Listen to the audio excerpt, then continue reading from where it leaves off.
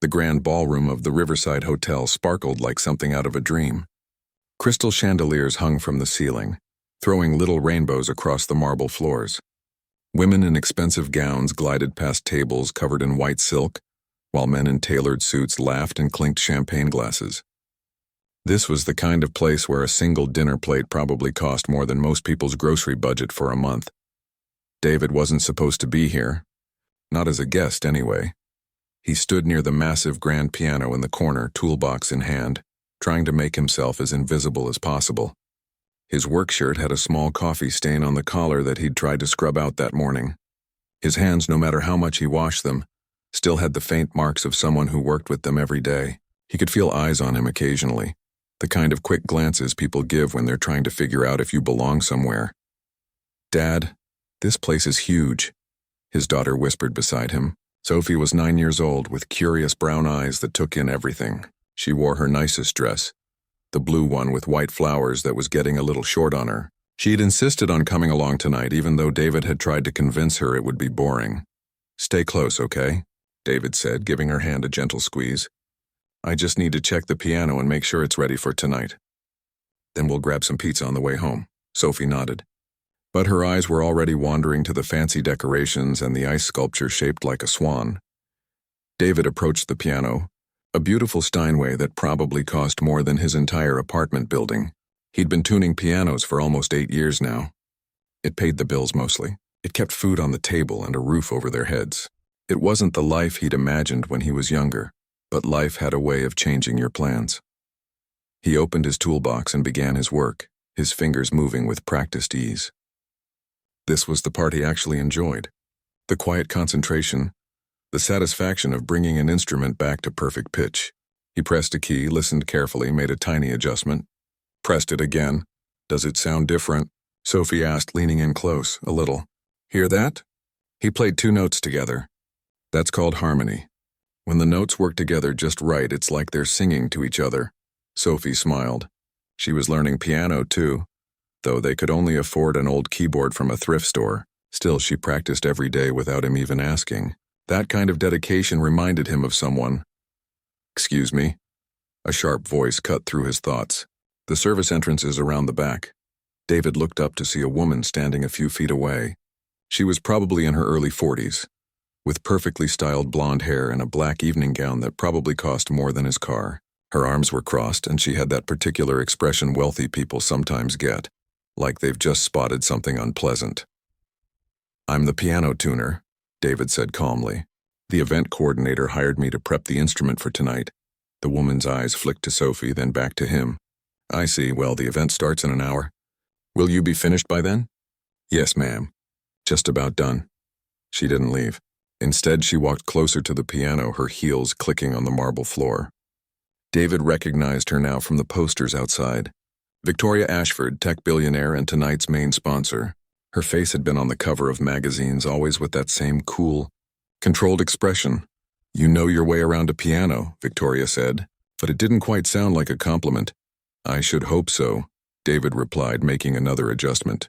"It's what I do. Just tuning, though. Not playing." There was something in her tone that made David's jaw tighten slightly. He didn't look up from his work. Both, actually. But tuning pays better. That was a lie, sort of. Playing would have paid better in another life. But that life had ended 8 years ago when his wife got sick, when the medical bills started piling up, when he'd had to choose between finishing his degree at Juilliard and keeping his family afloat. "Really?" Victoria said, and now there was definite amusement in her voice. She turned to address the small group of people who had started gathering nearby, drawn by the conversation. "Did you hear that? We have a musician hiding among us." David felt heat creeping up his neck. He could sense where this was going, and he didn't like it. "What did you study?" Victoria asked. "Let me guess, piano?" Juilliard." He nodded once, shortly. "Fascinating," Victoria said, and her smile got wider. She was enjoying this now, playing to her audience. "So you studied at one of the world's most prestigious music schools, and now you tune pianos for events. That's quite a career change." David's hands stilled on the piano keys. He looked at Sophie, who was watching him with worried eyes. She could always tell when something was bothering him. "Life happens," David said simply. "Not everyone gets to do what they trained for." Indeed, Victoria agreed. She walked around the piano, trailing one perfectly manicured finger along its edge. You know what I think? I think it's easy to say you can do something when you never have to prove it. Anyone can claim they studied music. Actually playing well? That's different. The small crowd that had gathered was growing. David could hear whispers, see phones coming out. This was entertainment for them, something to make the evening more interesting. I'm not claiming anything, David said quietly. I'm just here to do my job. Of course, Victoria said, waving her hand dismissively. Then she paused as if a thought had just occurred to her. Although if you really can play, I'd love to hear it. In fact, I'll make it interesting. She had everyone's attention now. The conversations around the ballroom were dying down as more people turned to watch. Play something for us. Something impressive. Chopin, perhaps. If you can truly play it, really play it the way it's meant to be played, I'll write you a check right now for whatever you make in a year. Every penny. The room went completely silent. David felt his heart pounding in his chest. He looked at Victoria's face, saw the challenge there. The absolute certainty that he would either refuse or fail. She was so sure of herself, so confident that she'd already won this game she'd started. You're serious, David said. Completely. Victoria pulled out her phone. In fact, let's make this official. What's your annual salary? 40,000, 50? 47, David heard himself say. $47,000 then, if you can play Chopin convincingly. If not, well, you finish tuning the piano and leave through the service entrance like you were supposed to. She smiled. Do we have a deal? David's mind was racing. $47,000. That was Sophie's education fund. That was the dental work she needed. That was security breathing room. A chance to stop living paycheck to paycheck. But it had been so long. 8 years since he'd performed for anyone. 8 years since he'd been anyone other than the guy who fixed other people's instruments so they could make the music he used to make. Sophie tugged on his sleeve. When he looked down at her, she whispered, "You can do it, Dad. I know you can." And just like that, David made his decision. David walked to the piano bench and sat down slowly. His hands were shaking slightly, so he pressed them flat against his thighs for a moment, taking a deep breath. The ballroom had gone completely quiet. He could hear everything now. The soft clink of ice in someone's glass. The rustle of expensive fabric as people shifted to get a better view. His own heartbeat pounding in his ears. He hadn't performed in front of people in 8 years. Not since the night his wife, Grace, had convinced him to play at their anniversary dinner, just the two of them in their tiny living room. She'd been so sick by then, but she'd smiled the whole time he played. 3 weeks later, she was gone. David flexed his fingers, feeling the familiar stretch. These hands had changed since his Juilliard days. They were rougher now, marked with small scars from years of working with tools and wire. But muscle memory was a strange thing. His fingers found their position on the keys almost automatically, like greeting an old friend. "Which Chopin piece would you like?"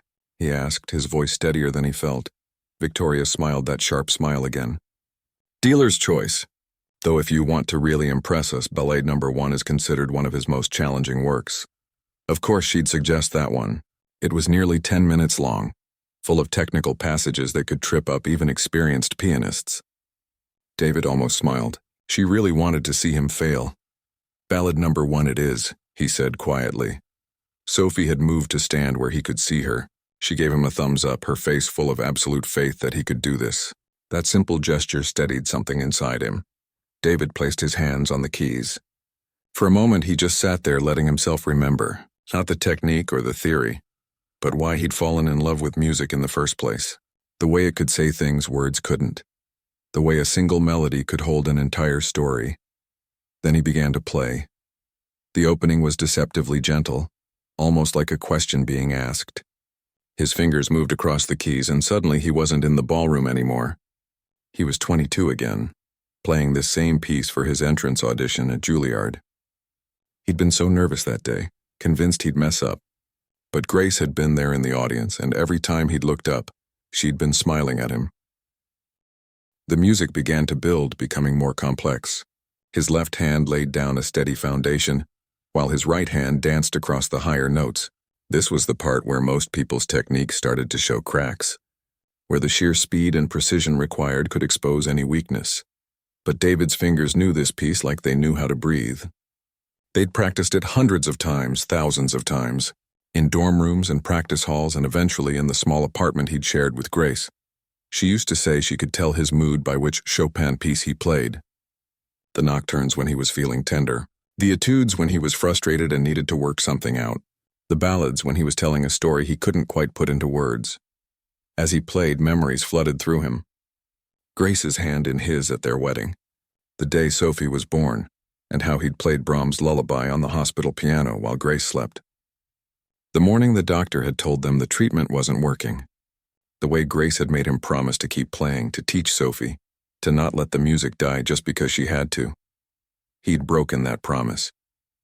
After she died, he'd stopped playing anything but the simple tunes Sophie needed for her lessons. He'd told himself it was too painful, too full of memories. But maybe that was a lie. Maybe he'd been afraid that if he played like this, really played, he'd fall apart completely. The music shifted into the middle section, softer and more lyrical.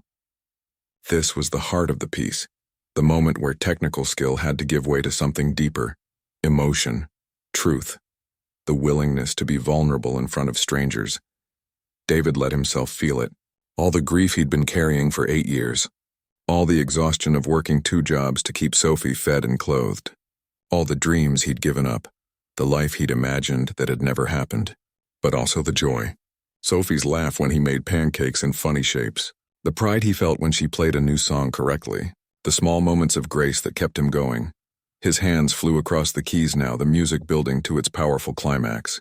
This was where the piece demanded everything from the pianist. Technical mastery, physical stamina, emotional depth all at once. It was overwhelming and exhilarating and terrifying. And David realized something as he played. He wasn't broken.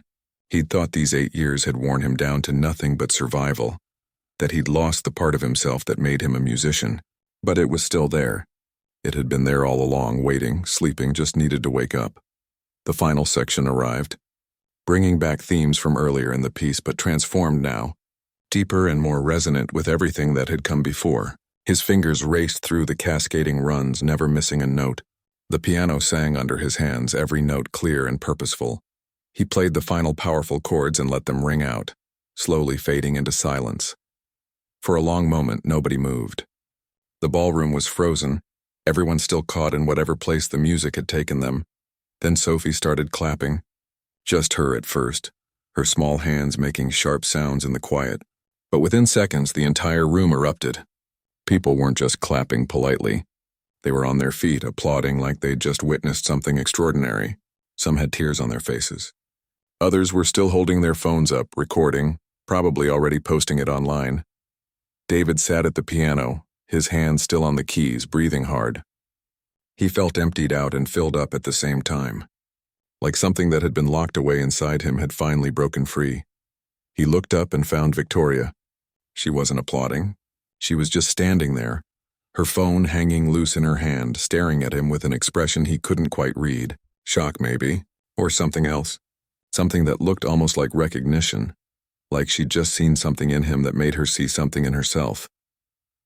Sophie ran to him, throwing her arms around his neck. "Dad, that was amazing. Everyone loved it." David hugged her back, feeling his eyes sting. "Thanks, sweetheart." Victoria walked toward them slowly. The applause was finally dying down. People starting to talk excitedly among themselves. Several had approached David already, asking for his card, wanting to know where he performed, if he gave lessons. When Victoria reached the piano, she didn't say anything at first. She just looked at him, really looked at him like she was seeing him for the first time as an actual person instead of just the help. That was... She paused, seeming to search for words. "That was real," David nodded slowly. "Yes, it was." Victoria pulled out her phone, tapping at the screen. "I'll have my assistant contact you tomorrow for your information." "A deal is a deal." $47,000. "Thank you," David said, though the money suddenly seemed less important than it had 15 minutes ago. Victoria hesitated, like she wanted to say something else. But before she could, her assistant appeared, pulling her away to greet some important guests who'd just arrived. David watched her go, then looked down at his hands. They were still trembling slightly, but not from nerves anymore. From something else. Something that felt like waking up after a very long sleep. David didn't sleep much that night. He kept replaying the performance in his mind, feeling the keys under his fingers, hearing the music fill that enormous ballroom. Sophie had fallen asleep on the drive home, exhausted from the excitement, and he'd carried her up to their apartment, tucking her into bed, still wearing her flower dress. Now he sat at their small kitchen table, nursing a cup of coffee that had gone cold an hour ago. Their apartment was quiet except for the hum of the refrigerator and the occasional car passing outside. This place was nothing like the Riverside Hotel. The linoleum was cracked in places, the walls needed paint, and the bathroom faucet dripped no matter how many times he tried to fix it. But it was home. It was safe. It was theirs. His phone buzzed on the table. Another notification. His performance had gone viral somehow. Multiple videos from different angles posted by guests at the gala. The comments were overwhelming. Thousands of them. People calling him talented, inspiring, incredible. Someone had even figured out his name and found his old Juilliard student profile. One video had over 2 million views already. The title read, "Piano Tuner Stuns Billionaire with Breathtaking Performance." David scrolled through the comments, feeling strange about the whole thing. These people didn't know him. They didn't know about the late rent notices or the nights he'd worked until 2 in the morning, fixing instruments so he could buy Sophie new shoes. They just saw 10 minutes of music and thought they understood his whole life. His phone rang. An unknown number. He almost didn't answer, but something made him pick up. "Is this David?" A crisp, professional voice. "This is Jennifer Chen from Victoria Ashford's office. Ms. Ashford asked me to contact you regarding the arrangement from last night." "Right. Yes." David sat up straighter, suddenly wide awake. "Ms. Ashford is prepared to transfer the agreed amount to your account. I'll need your banking information. Also, she'd like to speak with you in person if you're available. Would tomorrow afternoon work?" David thought about his schedule. He had 3 piano tunings lined up and a repair job for a church organ. "I have appointments. Ms. Ashford is willing to compensate you for your time. Shall we say 2 o'clock at her office downtown?" Something in David's gut told him this was about more than just handing over a check. But he agreed anyway. $47,000 bought a lot of curiosity. The next afternoon, David found himself in an elevator heading to the 32nd floor of a gleaming office building. He'd worn his best clothes, which still looked shabby, compared to the people in the lobby wearing suits that probably cost more than his monthly rent. Victoria's office was all windows and minimalist furniture. She stood looking out at the city when he entered, her back to him. "Thank you for coming," she said, turning around. She looked different than she had at the gala. Tired, maybe. Less certain. "Please sit." David sat in one of the leather chairs across from her desk. He noticed she had a coffee cup in her hand that looked barely touched. Victoria didn't sit. She paced to the window and back like she was working up to something. "I've been thinking about last night." "About what happened? The performance?" "No." "Well, yes, but not just that." She finally sat down, folding her hands on the desk. "I embarrassed you. In front of all those people, I made assumptions about you, about your life, and I used you as entertainment." David hadn't expected an apology. He wasn't sure what to say. "I do that," Victoria continued. "I look at people and I make these quick judgments. Who matters, who doesn't? Who's worth my time, who isn't? It's efficient. It helps me make decisions quickly in business." She paused. "But it also makes me cruel sometimes. And I didn't realize how cruel until I heard you play." "The money's enough," David said quietly. "You don't need to apologize, but I do." Victoria met his eyes. "Because when you played last night, I realized something. I've spent 20 years building companies, making money, being successful by every measurable standard. And I couldn't do what you did. I couldn't make anyone feel anything real. I can't create something beautiful that touches people's hearts." She pulled out a tablet and turned it toward him. It showed one of the videos from last night. "Look at the comments. Really look at them." David glanced at the screen. People sharing how the music had made them cry. Someone saying they'd called their estranged father after hearing it. Another person saying they'd been having a terrible day and this reminded them that beautiful things still existed in the world. "You did that," Victoria said, "with your talent, with your dedication to something that doesn't pay well and isn't particularly respected anymore. You kept that alive through what I'm guessing were some very difficult years." David's throat felt tight. "My wife died 8 years ago. Cancer. I dropped out of Juilliard to take care of her and our daughter. The medical bills were enormous. I did what I had to do. I'm sorry, Victoria said, and she sounded like she meant it. That must have been incredibly hard. It was. David looked at his hands. Some days it still is. But Sophie, my daughter, she's the best thing that ever happened to me. And I got 8 more months with Grace than the doctors predicted, so I don't regret the choices I made. Victoria was quiet for a moment. I've never had children. Never been married. I tell myself it's because I'm too focused on my work. But the truth is, I don't know if I'd be any good at it. At caring about someone more than myself. It's not easy, David admitted, but it's worth it. Victoria stood and walked to a cabinet behind her desk.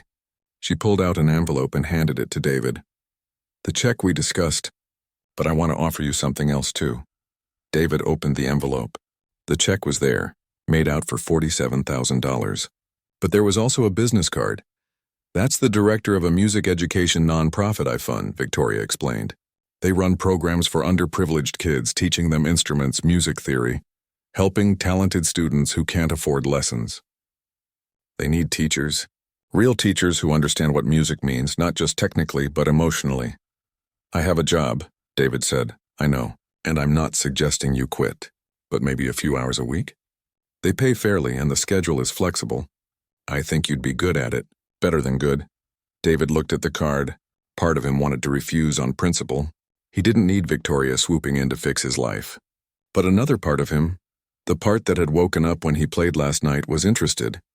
Why are you doing this? He asked. Victoria smiled, but it was different from the sharp smile at the gala. This one was almost sad. Because you reminded me that I've been winning at the wrong game.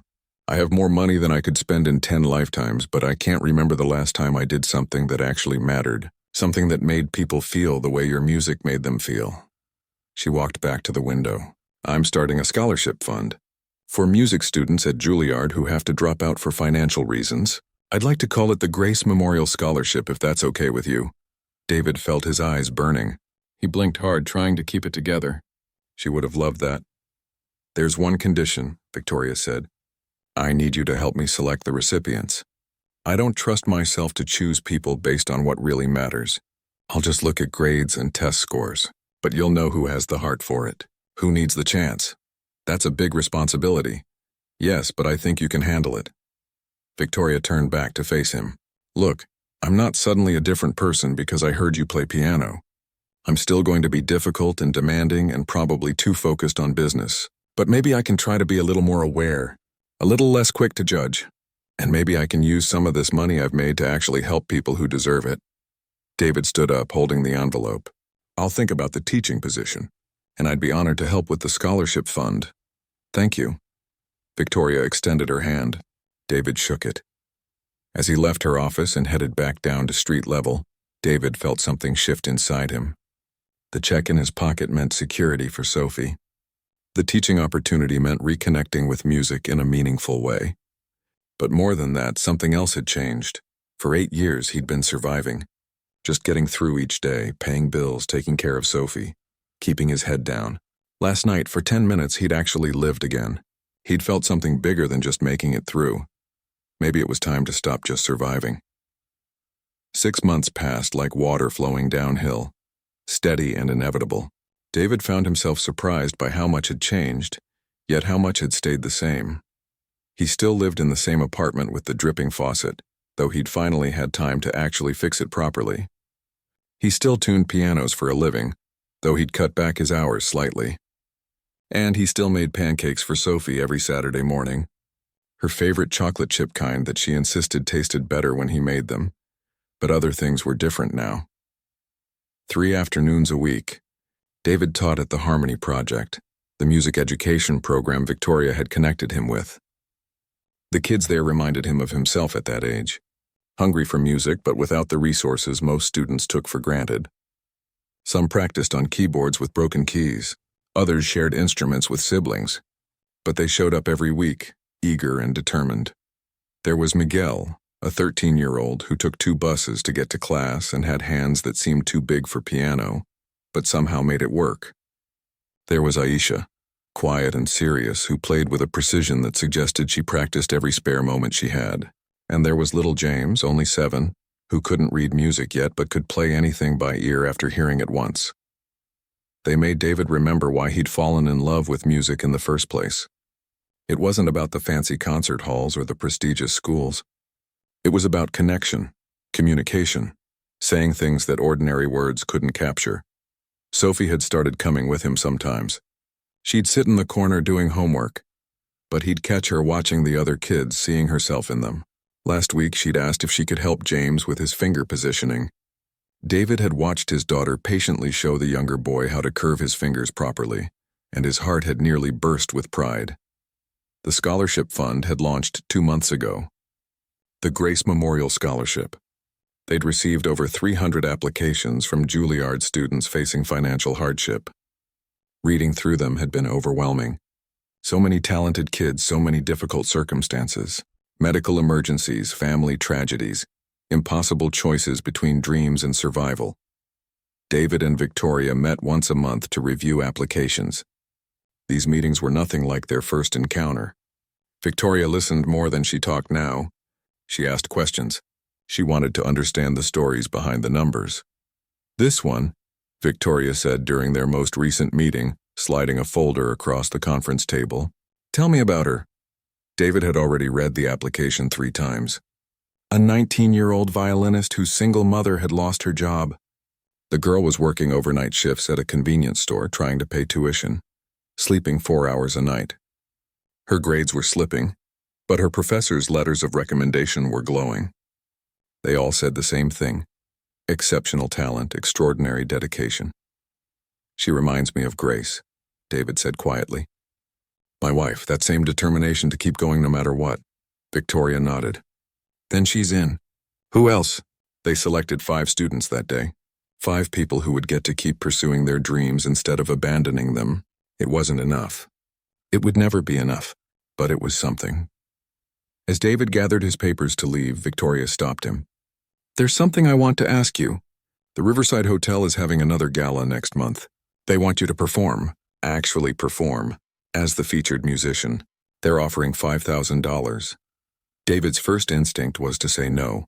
That night at the charity gala had been a one-time thing, a moment that couldn't be repeated. But then he thought about it differently. $5,000 could buy a lot of sheet music for his students, a lot of instrument repairs, maybe even a used piano for the community center that was still using a keyboard with half the keys broken. I'll do it, he said, but on one condition. I want to bring some of my students.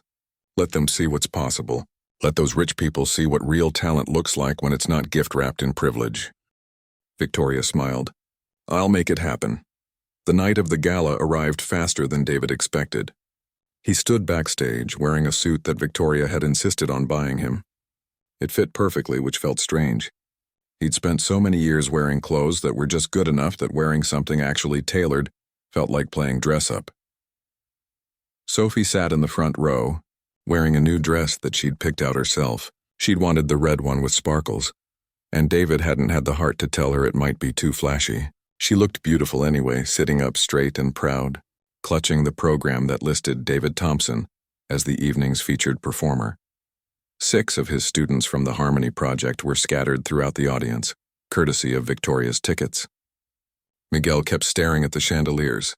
Aisha was studying the program intently, probably analyzing the piece selections. James was sitting with his grandmother, practically bouncing in his seat with excitement. Victoria found David before he went on stage. Nervous? Terrified, David admitted. Good. That means it matters. She adjusted his collar slightly, a surprisingly maternal gesture. You're going to be wonderful. Just play like you did that night. Play the truth. David walked onto the stage to warm applause. The piano waited for him, gleaming under the stage lights. He sat down, took a breath, and began. He'd chosen a program of pieces that meant something to him. Chopin, of course, the ballade that had started everything. But also Debussy, Rachmaninoff, and a contemporary piece by a composer his students had introduced him to. Music that spanned centuries but shared the same heart, the same desire to communicate something essential about being human. As he played, David didn't think about technique or perfection.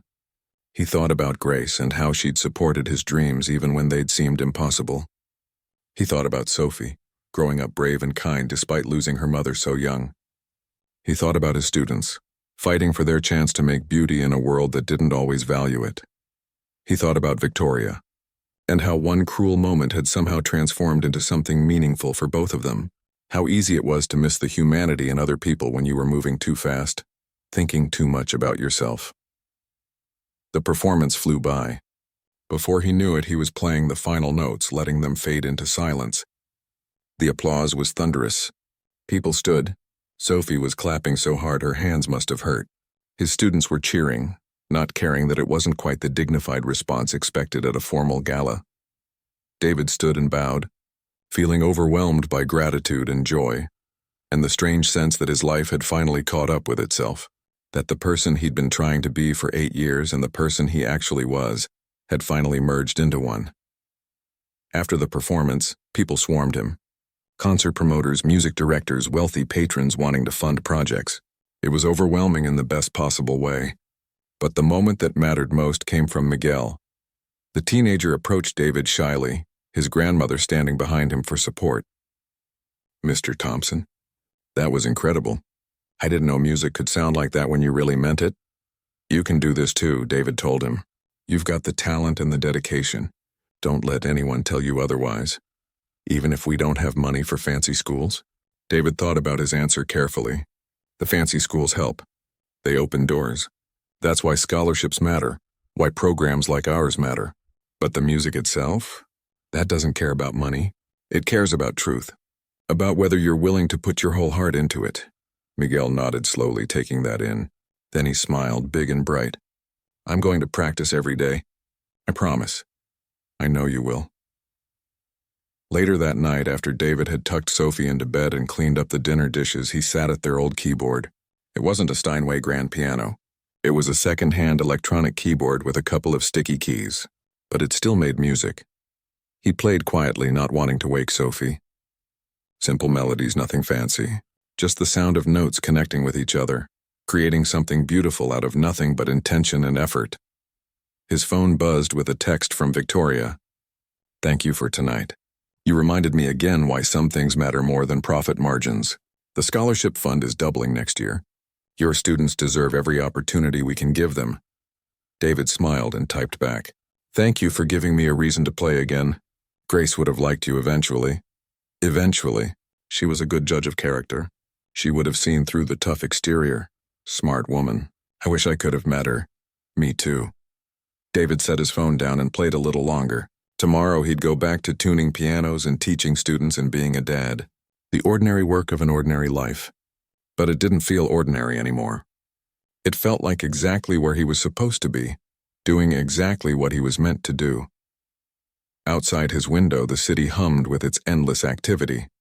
Millions of people living their lives, most of them invisible to each other, passing by without really seeing. But sometimes, if you were lucky, you got a moment where someone actually saw you, where they recognized your worth, your humanity, your story, and sometimes, if you were really lucky, that moment changed everything. A year had passed since that night at the Riverside Hotel, and David sometimes still couldn't believe how different his life looked. Not completely different. He wasn't rich or famous. He still worried about money sometimes, still had days where everything felt overwhelming. But something fundamental had shifted, like a door opening in a room he'd thought had no exits. Sophie was 10 now, and her piano playing had improved dramatically. She practiced without being asked, losing herself in the music the same way David did. Sometimes he'd watch her from the doorway, seeing so much of grace in the way she tilted her head when she concentrated, the way she smiled when she finally got a difficult passage right. "Dad," Sophie called from the living room one Saturday morning. "Can you come listen to this?" David put down the coffee he'd been making and walked over. Sophie was at their keyboard, but something was different. Sheet music sat on the stand, something he didn't recognize. "What's that?" "I wrote it," Sophie said, and there was nervousness in her voice. "It's called For Mom. I've been working on it for 3 months. Miss Peterson helped me with some of the harmony parts." David's throat tightened. Miss Peterson was Sophie's piano teacher at the Harmony Project, a kind woman in her 60s who'd been teaching for 40 years. She'd taken a special interest in Sophie, giving her extra lessons when David had to work late. "Play it for me," David said softly, sitting on the couch. Sophie's hands found the keys, and she began. The piece was simple, nothing technically difficult, but it was honest. The melody carried a sadness that someone so young shouldn't understand but somehow did. It also carried hope, little moments of brightness breaking through like sun after rain. When she finished, Sophie turned to look at him. "Do you think she would have liked it?" David had to wipe his eyes before answering. "She would have loved it. She would have been so proud of you." "I miss her," Sophie said quietly. "I know it's been a long time, but I still miss her." "Me too, sweetheart. Every single day." Sophie got up and hugged him, and they stayed like that for a while, holding on to each other the way they'd learned to do when grief came visiting unexpectedly. Later that afternoon, David had to meet Victoria at a venue downtown. They were planning a special concert for the scholarship recipients, a chance for the students they'd supported to perform together. It had become an annual event, something everyone looked forward to. The venue was a beautiful old theater that had seen better days. The seats were worn and the carpet was faded, but it had excellent acoustics and a stage that had hosted legends decades ago. Victoria had negotiated a deal to use it for free in exchange for some publicity and donations for the theater's restoration fund. "What do you think?" Victoria asked when David arrived. She was standing on the stage, looking out at the empty seats. She'd changed over the past year, too. She smiled more easily now, listened better. She still ran her companies with the same sharp intelligence, but there was a warmth there that hadn't existed before. "It's perfect," David said. "These kids are going to remember performing here for the rest of their lives. That's the idea." Victoria walked to the edge of the stage. "I've been thinking about something. The scholarship fund has been successful. We've helped 23 students stay in school this year, but I want to do more. More how? I want to buy instruments, good ones, and donate them to schools in underserved communities. Not just one or two. I'm talking hundreds, maybe thousands over the next 5 years." She turned to face him. "But I need someone to run the program.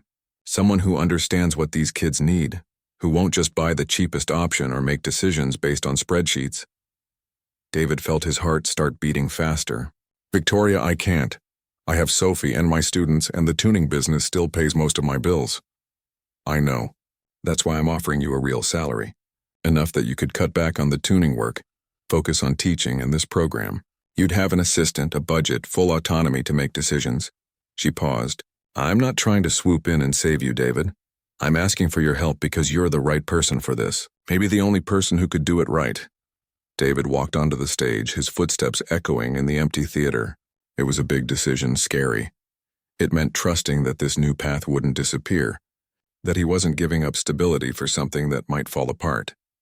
But then he thought about Miguel, who was thriving at Juilliard now, calling David once a week to update him on his progress. He thought about Aisha, who'd just been accepted into a prestigious summer program. He thought about James, still just 8 years old but already composing his own music. "Okay," David said. "Let's do it." Victoria's face lit up with genuine joy. "Really?" "Really. But I have conditions. Sophie comes first, always. If she needs me, I'm there. No questions. And I want to involve my students in the selection process. Let them help choose which schools get instruments. They know what it's like to need these resources. Deal." Victoria extended her hand and David shook it, feeling like he was shaking hands with a friend now rather than just a business associate. The scholarship concert took place 2 weeks later. The theater was packed with families, teachers, music lovers, and supporters of the program. David sat in the audience this time, not performing but watching his students take the stage. The first performer was Rachel, a 19-year-old cellist who'd almost dropped out before receiving the scholarship. She played a movement from a Bach suite, her bow creating sounds so pure and clear they seemed to hang in the air. When she finished, her mother in the front row was crying openly. Then came Marcus, a jazz pianist with an unconventional style that some traditionalists criticized, but that made audiences sit up and pay attention. He played an original composition that mixed classical technique with jazz improvisation, making the piano sound like 3 different instruments at once. Student after student took the stage, each one telling a story through their music. Stories of struggle and perseverance, of talent fighting to survive against difficult odds, of dreams refusing to die. Sophie sat beside David, watching everything with wide eyes. During intermission, she whispered, "Dad, do you think I could play here someday?" "I know you will," David whispered back. The final performance of the night was a group piece. All 23 scholarship recipients on stage together, some playing instruments, others singing. They'd worked for weeks to prepare it. A medley of pieces that represented different musical traditions and styles. Victoria sat a few rows behind David. He turned to look at her during the performance and saw tears streaming down her face. She caught him looking and gave him a small smile, not bothering to wipe the tears away. After the concert, families crowded around the students, offering congratulations. David found himself surrounded by parents wanting to thank him, to tell him how much the program had meant to their children. One mother grabbed his hands, her voice thick with emotion. "My daughter was ready to give up. She thought music was just for rich kids, that people like us didn't belong in that world. You showed her that wasn't true. You gave her hope." David didn't know what to say to that. He settled for, "Your daughter did the hard work. I just helped open a door. Sometimes that's all someone needs. Just one door to open."